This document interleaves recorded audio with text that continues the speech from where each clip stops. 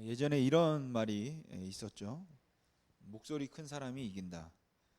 특히 자동차 사고가 난 경우에 이런 말을 많이 썼습니다. 물론 지금은 말도 안 되는 이야기입니다. 그렇게 큰 소리 냈다가는 협박죄로 잡혀갈지도 모릅니다. 근데 사실 세상은 목소리를 내야 알아준다라는 것이죠. 그래서 자꾸 소리를 내면 이기게 되어 있고, 큰 소리 내는 사람들이 주목을 받게 되어 있고, 불평을 많이 말하는 사람들이 그 불평을 통하여서 자기의 어떤 그 필요를 채우게 되어 있습니다. 오히려 알아줄 거다, 언젠가는 해결해 주겠지, 언젠가는 될 거야 라고 그냥 조용히 가만히 기다리고 있으면 끝없이 밀리고, 그래서 아무도 도와주지 않습니다. 사실 우리가 살면서 갖는 생각들은 우리가 생색을 내지 않거나 아니면 내가 말하지 않으면 아무도 알아주는 사람이 없을 것 같고, 그뿐만 아니라 내가 한 것들을 말하지 않으면 억울하게 손해보는 것이 이 세상이라고 생각합니다. 그래서 좀 점잖게 겸손하게 할 때는 사람들이 별로 알아주는 것 같지 않고, 오히려 그렇게 하는 것을 좀 무시하는 경향조차 있습니다. 그래서 그런데 꼭 화를 내고 힘을 쓰면 사람들이 좀 듣는 것 같은 그런 세상이라는 거죠. 그럼에도 불구하고 사람들은 나도 다 내 마음속에 할 말이 있고 말할 줄 아는데, 그래도 내가 말하지 않고 참을 때 그때 좀 사람들이 알아줬으면 좋겠다는 것을 은근히 기대합니다. 그래서 저희가 가끔 듣는 말 중에, 좋은 말할 때 들어라, 아니면 지렁이도 밟으면 꿈틀거린다, 내가 참으니까 그러지 나라고 뭐 말 못하는 줄 아냐, 이제 이런 이야기들을 사람들이 가끔 하는데, 사실은 그렇게 말하는 분들이 별로 겁이 안 납니다. 왜냐하면 그렇게 얘기하는 분들은 대체로 화를 잘 내지 못하거나 자기 주장을 잘 못하는 분들이 이제 그러기 때문입니다. 여러분, 말을 하지 않으면 대개의 경우에 있어서는 좀 당하는 편이고 손해를 많이 보는 편일 겁니다. 물론 말을 많이 하는 것이 능사는 아니겠죠. 그런데 하나님이 알아주시겠지 하고 참아야 한다면, 어쩌면 오늘 우리는 바울의 심정을 잘 이해하지 못할 것 같습니다. 오늘 고린도후서 11장에서 사도 바울은 자랑하는 것이 그렇게 익숙한 사람은 아닌 것 같은데, 내가 자랑하려고 하는데 그 나의 어리석음을 좀 용납해 달라, 나도 자랑 좀 해야 되겠다 라고 이야기를 하고 있습니다. 근데 어떻게 보면 그 말이 좀 어색하기도 하고, 또 한편으로 좀 더 경건하게 살고자 하는 사람들이 이 바울을 볼 때는 바울도 똑같은 인간이니까 어쩔 수 없었겠구나 라는 생각을 하면서도, 바울이 안 그랬다면 좋았겠다, 이런 자랑도 아예 그냥 하지 않았으면 어땠을까 하는 그러한 생각도 좀 하게 되는 것 같습니다. 근데 여러분, 사람들이 자랑할 때 똑같은 자랑의 말을 하기는 하지만 그 마음속에 있는 의도가 조금은 다를 수 있다고 생각합니다. 우리가 보통 말을 하면서 바울이 말하는 그러한 투로 제가 지금 자랑하려고 이 말을 하는 건 아닌데, 사실 자랑하려고 하는 건 아니지만 사실 저도 성경 꽤나 읽었습니다.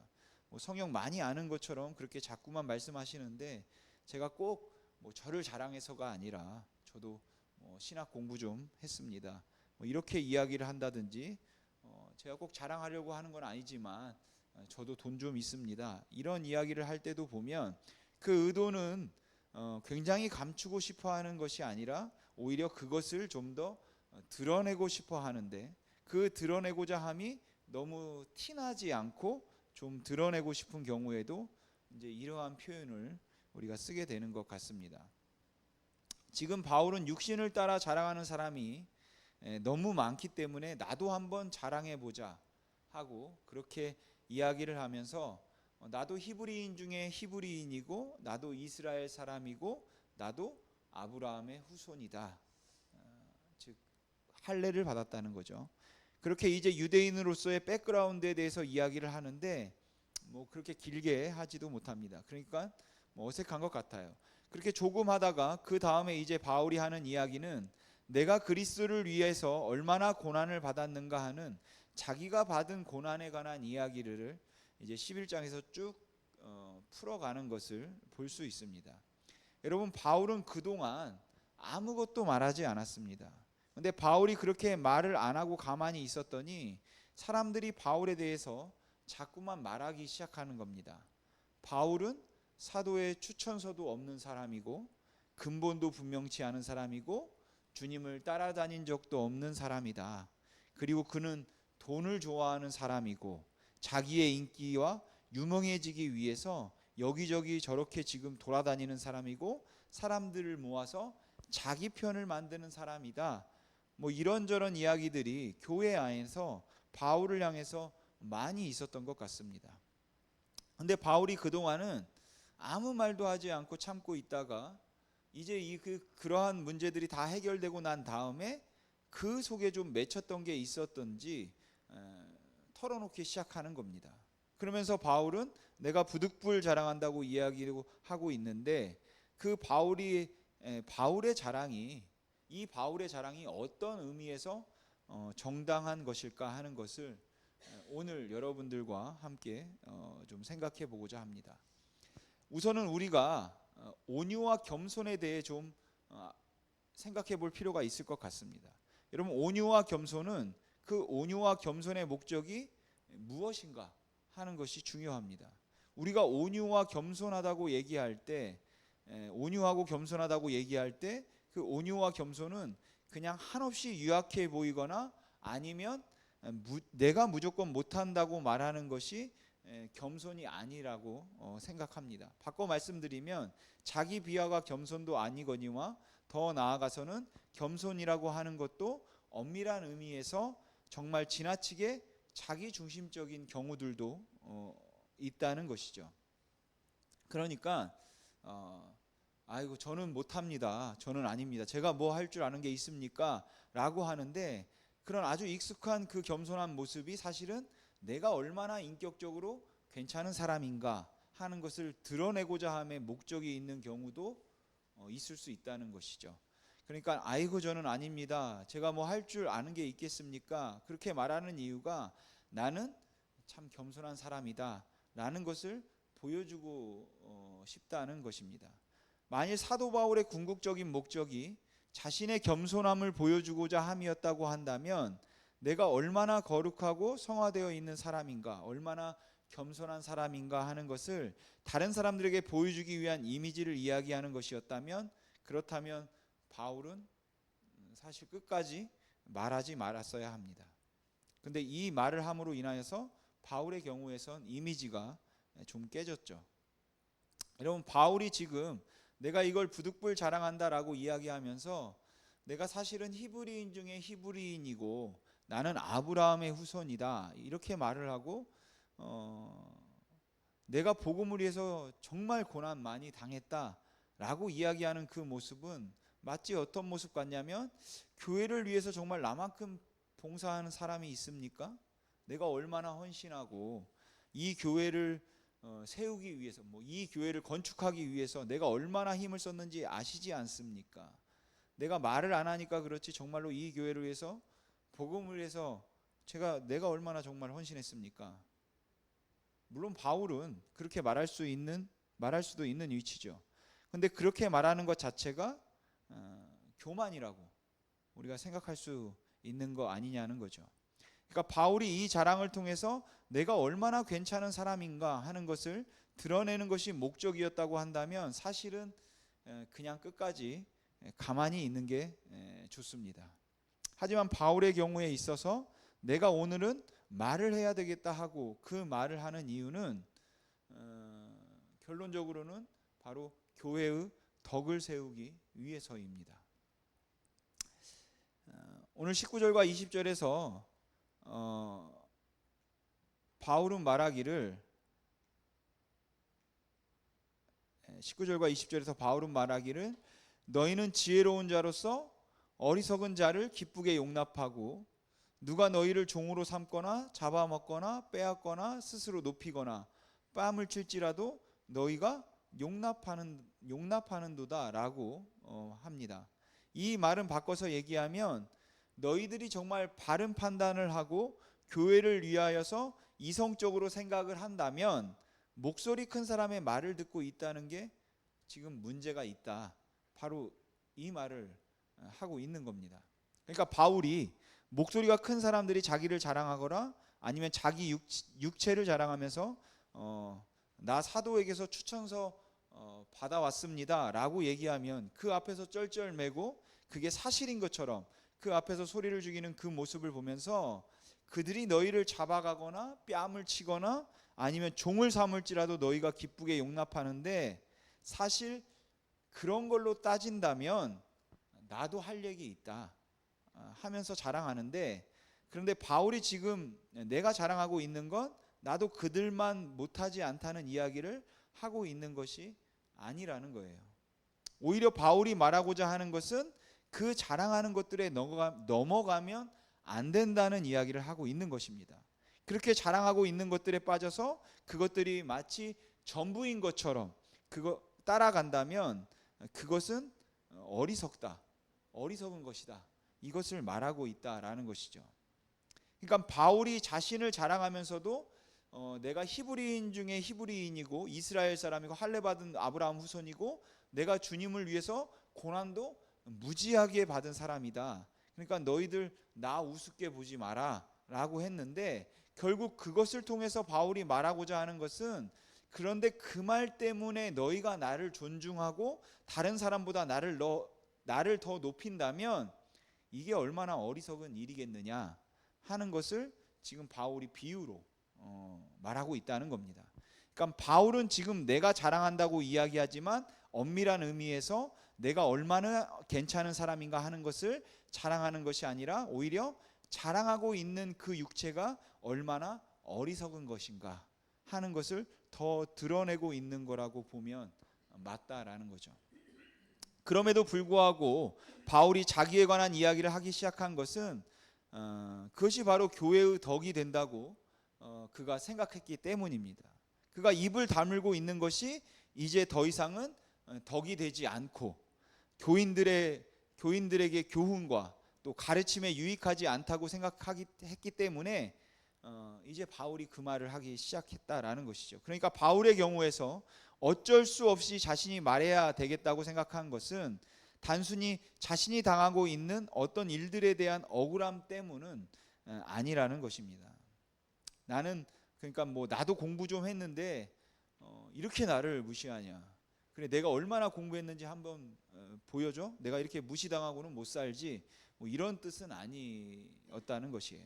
그러니까 바울은 고린도 교인들이 사람들의 그 학벌 또 사람들의 그 추천서, 사람들이 가지고 있는 그러한 겉으로 보이는 것들에 혹은 나서서 자기를 지나치게 자랑하거나 큰 소리를 내는 사람들에게 자꾸만 현혹되고 있으니까 오히려 그렇게 현혹되지 않도록 하기 위해서 사실은 그렇지 않다는 것을 자기의 자랑을 통해서 말하고 있다라는 것이죠. 바꿔 말씀드리면 바울의 침묵이 오히려 교인들을 혼란하게 하는 것 같아서 바울은 그 외적인 것으로 사람을 판단하고 있는 그 교인들에게 외적인 것으로 판단할 것이 아니라는 사실을 말하기 위해서 지금 자기를 자랑하고 있다는 것입니다. 그러면 여러분, 진정한 온유와 겸손은 도대체 무엇일까요? 여러분, 온유함이라고 하는 것은 그냥 유약함을 의미하는 것도 아니고 내가 다른 사람들에게 보여줄 수 있는 나의 어떤 기질을 의미하고 있는 것도 아니라고 생각합니다. 그 온유함과 겸손함의 동기나 목적이 있다면 때로는 바울이 지금 자기를 자랑하는 것처럼 어떻게 보면 좀 교만해 보이는 말을 하는 것조차도 그 동기와 목적이 어디에 있는가, 이것이 중요하죠. 그래서 그 동기와 목적이 어디에 있느냐고 물으면 그 동기와 목적은 자기 자신의 어떤 영달에 있는 것이 아니라 그리스도에게 있어야 한다라는 겁니다. 내가 자랑하는 것도 그리스도를 위해 자랑하는 것이고 내가 이 말을 하는 것도 그리스도를 위하여서 한다는 그러한 말입니다. 즉 진정한 온유라고 하면 자기가 당하는 일들에 대해서 억울하고 어려운 일들에 대해서 저는 참을 수 있어야 한다고 생각합니다. 사람들이 뭐라고 욕을 하고 비난을 하고 비판을 하더라도 그 비판하고 비난하는 것들이 나를 향한 것이라고 하면 그거는 그리스도인들이 참아야 한다고 생각해요. 그거 일일이 맞서서 내 권리를 주장할 게 아니라는 거죠. 내 권리는 그렇게 중요한 게 아니라고 말해도 괜찮을 것 같습니다. 물론 뭐 그게 쉽지 않은 일입니다. 하지만 그냥 그게 원칙일 것 같다라는 거죠. 근데 그것이 교회에 유익이 되지 않거나 아니면 다른 사람들에게 피해가 되는 경우가 있거나 공동체가 깨지는 경우가 있다면 반드시 말해야 된다고 생각해요. 그때는 반드시 나서야 하는 것이 담대함이고 용기라는 것입니다. 그러니까 공동체가 피해를 겪고 있는데도 불구하고 말하지 않는 것은 이것은 온유함이 아니라 유약함이기 때문에 그렇고 그것은 비겁함이 될 수도 있다라는 것이죠.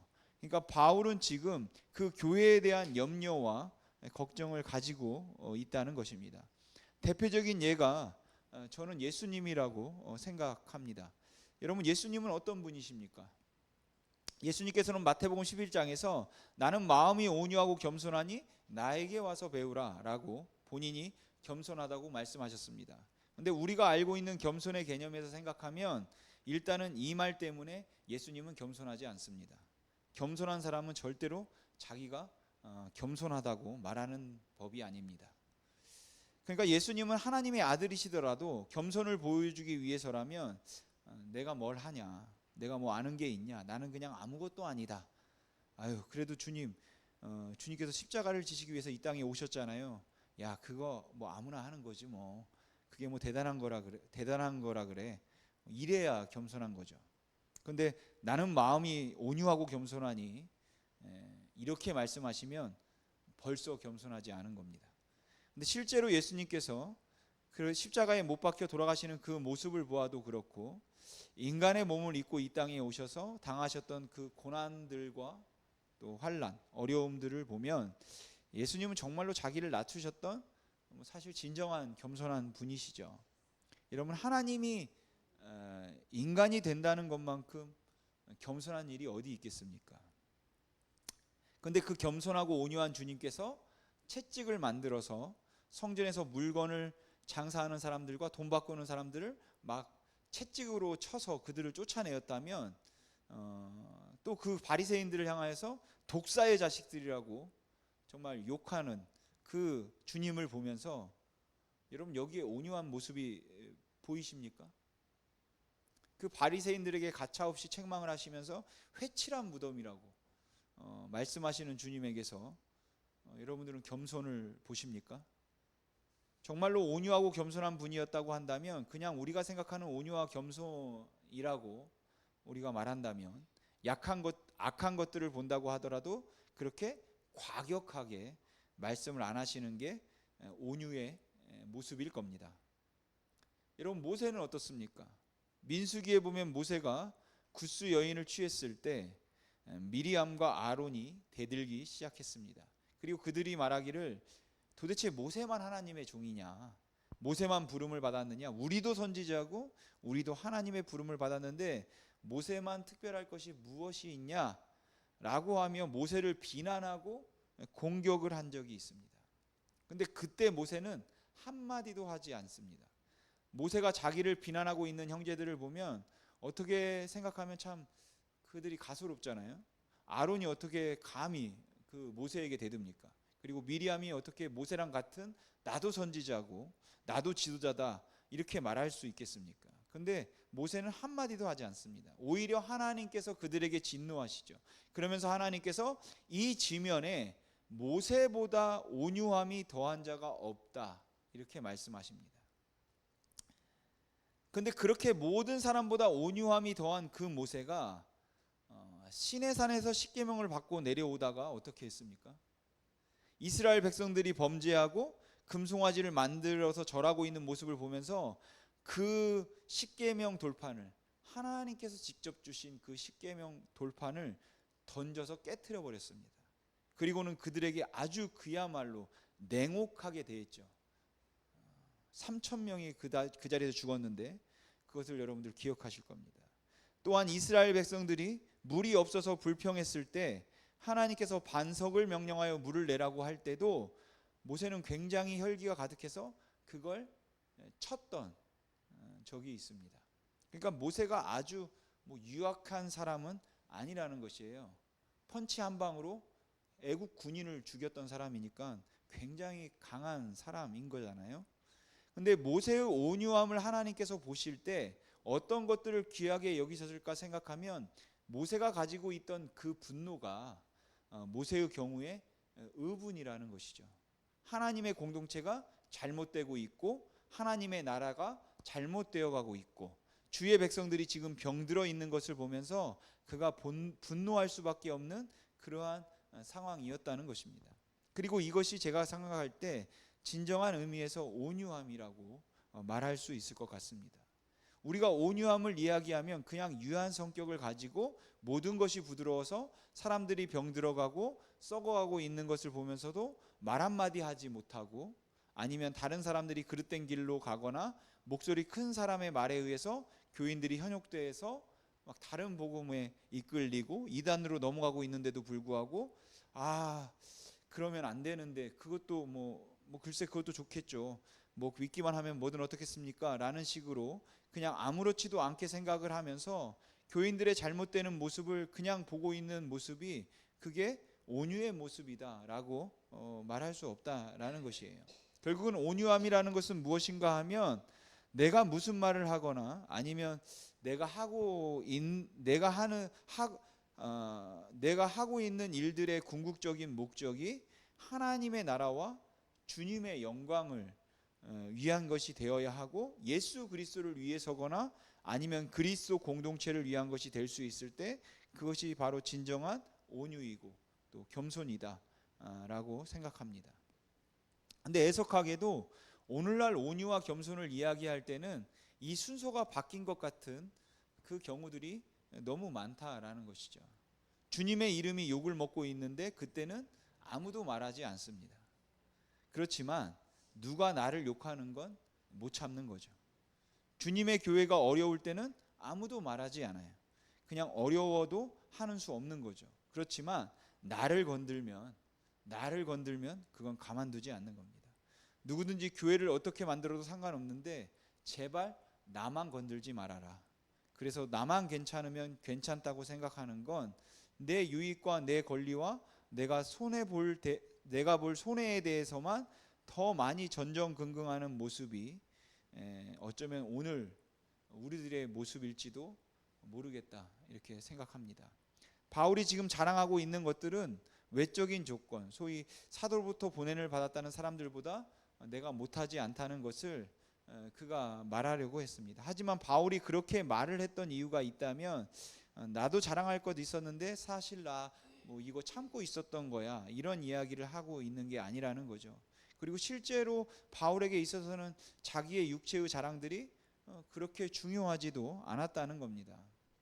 그리고 이러한 바울의 태도가 우리가 정말로 성화되어 가는 과정에서 정말로 필요하고 굉장히 중요하다라고 생각해요. 여러분 우리가 내가 가지고 있는 것들을 굉장히 괜찮은 거라고 생각하면서 그것을 억지로 드러내지 않도록 만드는 그 겸손에는 한계가 있습니다. 그래서 우리가 정말로 그리스도 안에서 생각해야 하는 건 무엇이 중요한 것이고 무엇이 귀한 것인가 하는 것이 우리 안에서 변화되어야 한다고 생각해요. 내가 예수를 믿기 전에는 이런 것들이 나의 자랑거리였습니다. 돈 많은 게 나의 자랑거리였습니다. 하지만 예수 믿고 난 다음부터는 그것이 자랑이 되지 않았습니다. 심지어 어떤 경우에 있어서는 전에는 내가 그렇게 자랑스럽게 생각하는 것들이 예수 믿고 난 후에 부끄럽게 느껴지기 시작하는 이제 그러한 경우들이 생기면 그 다음부터 그것을 말하려고 하지도 않고 또 자랑하려고 하지도 않는다는 것이죠. 예전에 어떤 분이 이런 이야기를 들려주신 적이 있습니다. 그분이 굉장히 집안이 좋고 소위 잘 나가는 그 집안의 그 자제분이었습니다. 그래서 옛날에는 이제 그 권세를 누릴 수 있는 것에 대해서 굉장히 자랑스럽게 생각하고 그것을 누구에게 의도적으로 말하려고 하지는 않았지만 은근히라도 자랑을 했었다고 합니다. 근데 자기가 믿음이 생기고 자라가면서 사실 그 부모님이 누리고 있던 권세가 부정과 부패에 의한 것임을 느끼기 시작하면서는 그 권세가 자랑스러운 것이 아니라 그 사실이 너무 부끄러워지기 시작했다라는 거예요. 그래서 그 다음부터 어디 가서 우리 아버지 뭐 하는 사람이다, 우리 집안이 어떤 집안이다, 창피해서 말을 못했다 그럽니다. 여러분, 이거는 변했다는 것이고 가치관이 달라졌다는 것입니다. 이제는 달라졌기 때문에 그걸 자랑할 수 없다고 하는 건데, 우리 예수 믿는 사람들에게 있어서는 이렇게 변해야 한다고 생각합니다. 바울이 빌립보서에서 고백을 한 것처럼 내가 8일 만에 할례를 받았고 내가 베냐민 집하고 히브리인 중에 히브리인이오고 나는 랍비고 바리새인이다.